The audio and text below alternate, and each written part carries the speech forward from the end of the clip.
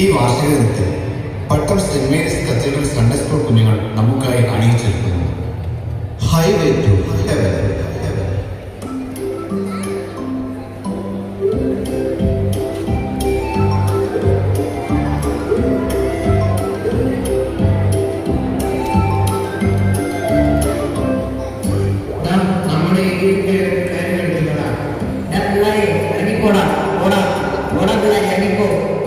അവനെ കൊല്ലടാ. എടാ അവൻ ചത്തോ? കളി തുടങ്ങിയോ? എന്നെ കൂടെ ടീം എടുക്കടാ. ഒന്ന് പോടാ. ചേച്ചി വൈഫൈയുടെ പാസ്വേഡ് പിന്നെയും മാറ്റിയോ?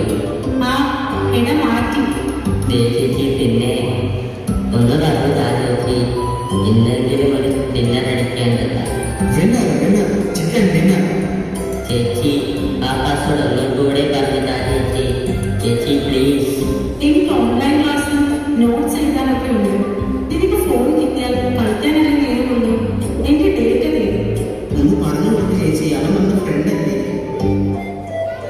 തരത്തില്ല. ഒന്ന് പറഞ്ഞു ചേച്ചി. അതാണ് പറഞ്ഞത്, തരത്തില്ല. പാസ്വേഡ് തരത്തില്ല. ചേച്ചി തരത്തിലേക്ക് രണ്ട് ചെയ്യുള്ളൂ. എന്താ? ഞാൻ വലുതാകുമ്പോൾ വലിയൊരു ഹാക്കറാണ്. എന്തിന് ഞങ്ങളുടെ കൂടെ വൈഫൈ ഹാക്ക് ചെയ്യാനാണ് വന്നപ്പോഴേ തുടങ്ങി രണ്ട് തള്ളു. നമ്മുടെ പബ്ജിയുടെ ആശാൻ നിൽക്കുന്നുണ്ട്. പോക്കാച്ചി സ്കോഡുണ്ട്, അവിടെ ഇരുന്നുണ്ട. പോക്കാച്ചി എന്നാണ് അത് തന്നെയല്ലേ ഞാനും പറഞ്ഞത്. കൊള്ളാടാ, പോലീസ് സാധനം. എടാ അവനെ കണ്ടില്ലല്ലോ. എന്താ കിടക്കുന്ന മീന്? ഇതെന്താ ഇങ്ങനെ ഉഷാറില്ലാത്ത? എടാ ഒരു എനർജി ഡ്രിങ്ക് എടുക്കട്ടെ.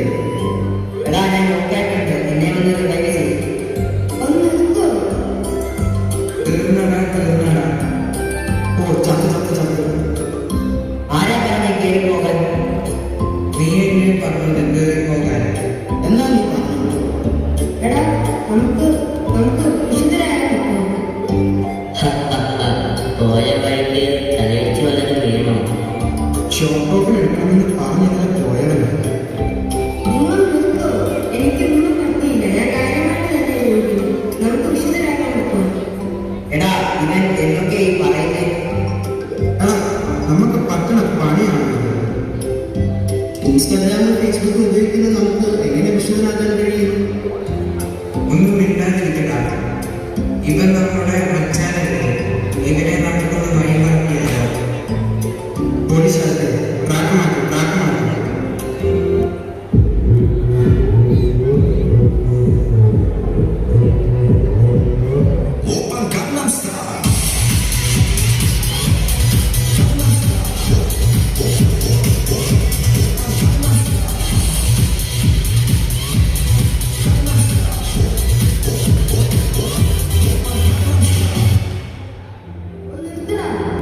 എന്താണ് ബ്രോ, മുടയാണോ? എടാ ഞാൻ സ്കൂൾ ചെയ്ത് കിടക്കുകയായിരുന്നു. അപ്പോഴാണ് ഞാൻ വാർത്തയാണ്. ഒരു കൊച്ചു പയ്യനെ വിശുദ്ധനായി പ്രഖ്യാപിച്ചിരിക്കുന്നു. ഇതായിരുന്നു ആ വാർത്ത. വാഴ്ത്തപ്പെട്ട കാർലോ അക്വിറ്റസിനെ വിശുദ്ധനായി പ്രഖ്യാപിക്കും.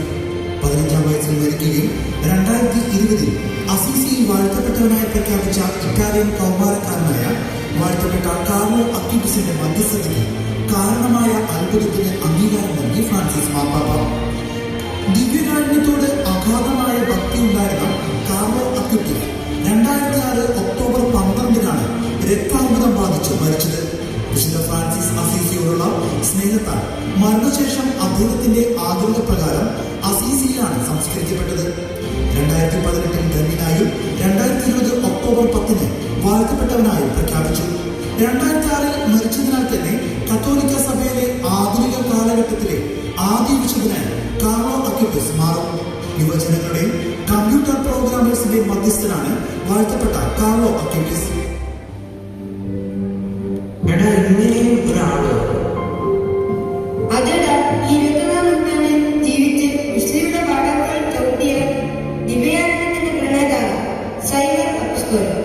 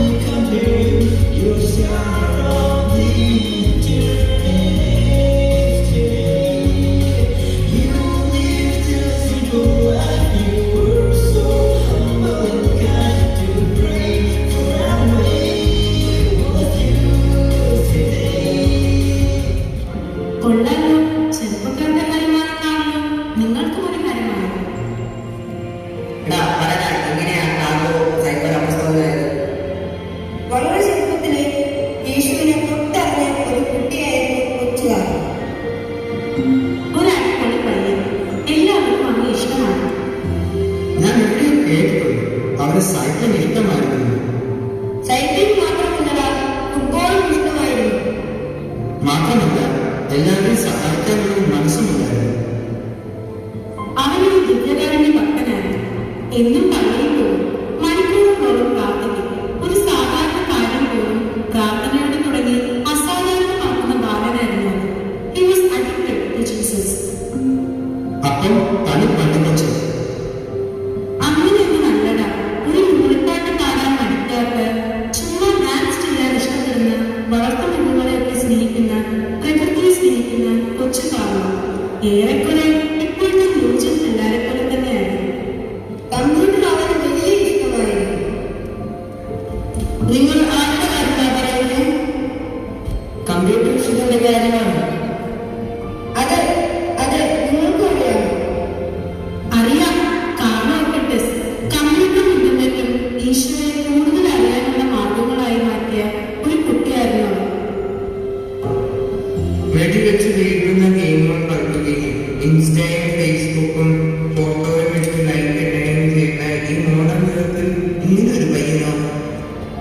അതെ, തന്റെ സമയത്തെയും കഴിവിനെയും ടെക്നോളജിയെയും നല്ല കാര്യങ്ങൾക്ക് വിനിയോഗിക്കുവാൻ കാർലോ ശ്രദ്ധിച്ചിരുന്നു. രാവിലെ പള്ളിയിൽ പോകാനെന്ന് വിളിക്കുമ്പോൾ എന്താണ് നമ്മൾ പറയുന്നത്? കുറച്ചു നേരം കൂടി ഉറങ്ങട്ടെ തമ്മിൽ എന്ന് പറയും. എന്നാൽ കാർലോ അങ്ങനെ ആയിരുന്നില്ല. എന്നും കുർബാനയിൽ പങ്കെടുക്കുകയും ജപമാല ചൊല്ലുകയും ചെയ്യുമായിരുന്നു. വാ, നമുക്ക് അങ്ങോട്ടിരിക്കാം. അവർ ഈശോയുടെ ചങ്കായിരുന്നു. ബെസ്റ്റ് ഫ്രണ്ടായിരുന്നു.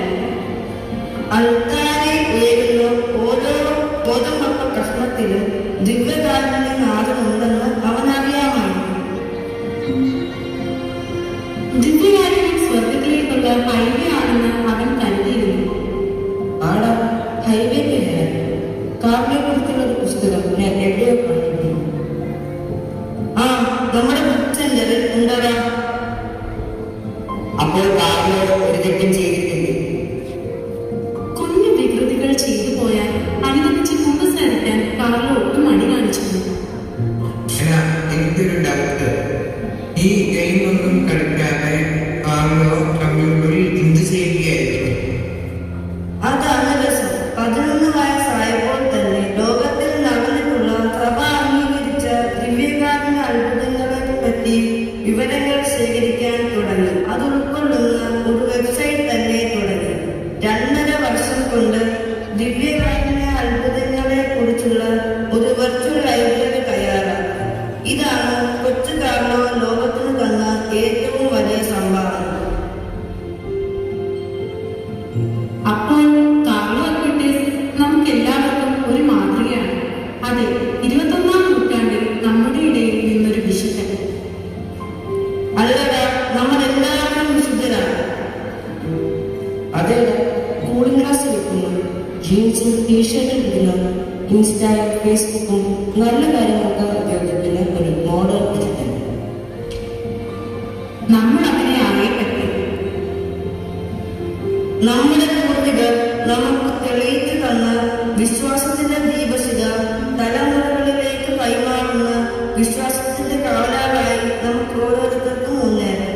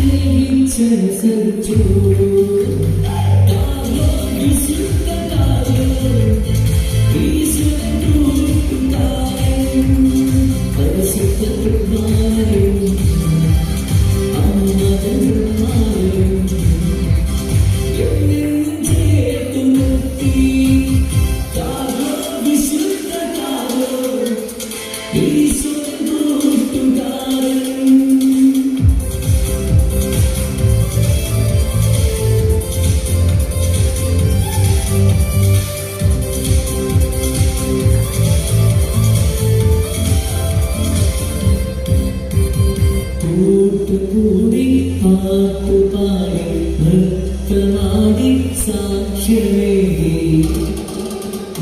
താരോ വിശുദ്ധ താരോ യേശു